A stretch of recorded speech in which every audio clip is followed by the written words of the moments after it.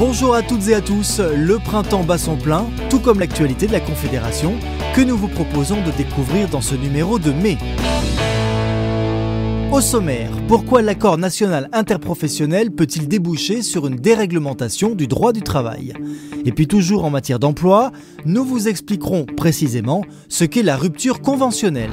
Mais tout de suite, zoom sur un sujet qui devrait toujours faire consensus au sein des entreprises, la qualité de vie au travail.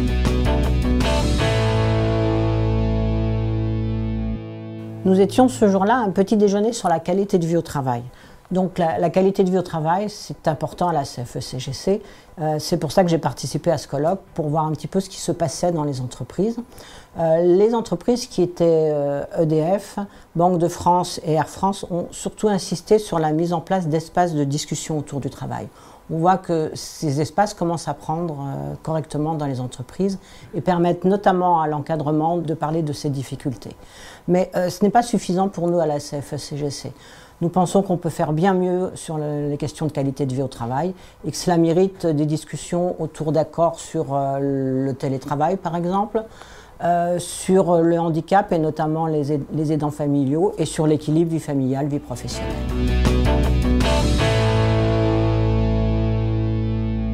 Se dirige-t-on vers une déréglementation majeure du droit du travail? Et quel rôle vient jouer dans tout cela l'accord national interprofessionnel? Pour mieux cerner la situation, je rencontre maintenant le secrétaire national en charge de l'emploi et de la formation à la CFE-CGC. Franck Mikula, bonjour. Bonjour. Tout d'abord, qu'est-ce qu'un accord national interprofessionnel? On parle des négociations qui se déroulent au plan national entre les syndicats représentant les employeurs et les confédérations représentant les salariés et qui servent à élaborer des accords touchant l'emploi, les conditions de travail. Je pourrais citer par exemple l'accord qui en 1947 a créé la retraite complémentaire des cadres ou en 1958 l'accord qui a servi à créer un système d'indemnisation pour le chômage. Alors actuellement, on évoque plus particulièrement l'ANI de 2008 et celui de 2013. Pourquoi? Ce sont deux accords récents qui ont modifié le marché du travail. Par exemple, l'ANI de 2008 qui a créé la rupture conventionnelle.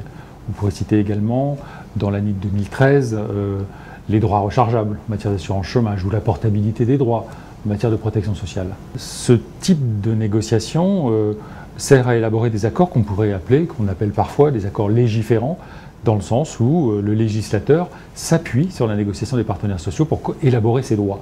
Et c'est ce qu'il a fait en juin 2013 avec la loi sur la sécurisation de l'emploi qui a été construite en s'appuyant sur l'année de janvier 2013. Et comment se fait-il qu'on parle beaucoup du bilan de la loi sur la sécurisation de l'emploi? Le gouvernement s'est lancé dans un bilan de cette loi, sans même attendre que les partenaires sociaux fassent un bilan de l'année de janvier 2008 ou de janvier 2013. Et on suspecte beaucoup le gouvernement de vouloir faire évoluer cette loi dans un sens de plus grande flexibilisation du marché du travail, en rompant les grands équilibres qui avaient servi à construire les ANI, entre d'un côté la création de droits et de l'autre certaines remises en cause. Alors face à cela, quelle est la position de la CFE-CGC? Quoi qu'il en soit, à la CFE-CGC, nous sommes opposés à tout accroissement de la déréglementation. Il y a suffisamment de flexibilisation du marché du travail. La flexibilisation du droit ne crée pas d'emploi.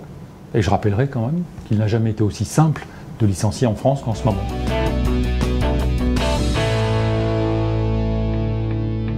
Et l'on découvre tout de suite le chiffre du mois. Pour mai, il s'agit du 79, comme les 79 minutes de durée moyenne d'une réunion pour un cadre.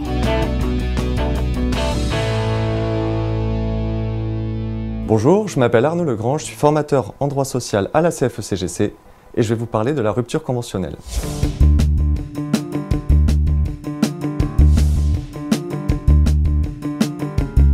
La rupture conventionnelle est un dispositif légal qui permet à l'employeur et aux salariés de se mettre d'accord pour rompre le CDI qui les unit. Concrètement, le salarié et l'employeur vont convenir du principe et des modalités de la rupture et les retranscrire dans un document formalisé qu'on appelle la convention de rupture. Du point de vue du salarié, la rupture conventionnelle présente un vrai avantage, notamment en comparaison de la démission, puisqu'elle s'accompagne d'une indemnité de rupture et elle peut donner lieu aux allocations chômage.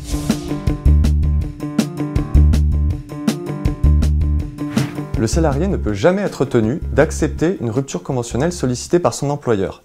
S'il refuse, il ne commet aucune faute. De la même façon, l'employeur ne peut pas extorquer le consentement du salarié.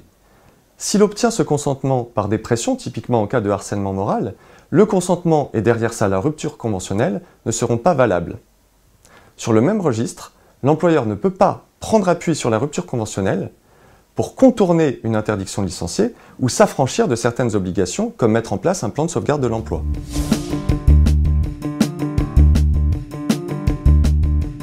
La rupture conventionnelle est entourée d'un certain nombre de garanties au profit du salarié.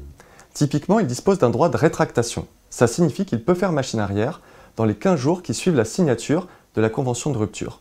Dans ce cas-là, l'employeur ne peut pas se prévaloir de son consentement initial. Le processus est bloqué net. De la même façon, il dispose d'un droit à être accompagné au cours des entretiens de négociation par n'importe quel salarié et a fortiori par n'importe quel représentant du personnel.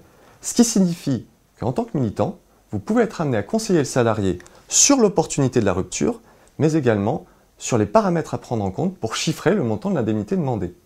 Enfin, cette indemnité, justement, sera fixée par rapport à un plancher légal et ne pourra pas descendre en dessous de l'indemnité de licenciement. Enfin, l'intégralité de ces garanties seront contrôlées par l'administration du travail et c'est uniquement si elles valident que la rupture conventionnelle pourra rentrer en jeu. Voilà, ce numéro touche à sa fin. On se retrouve maintenant en juin, mais d'ici là, prenez soin de vous. Salut!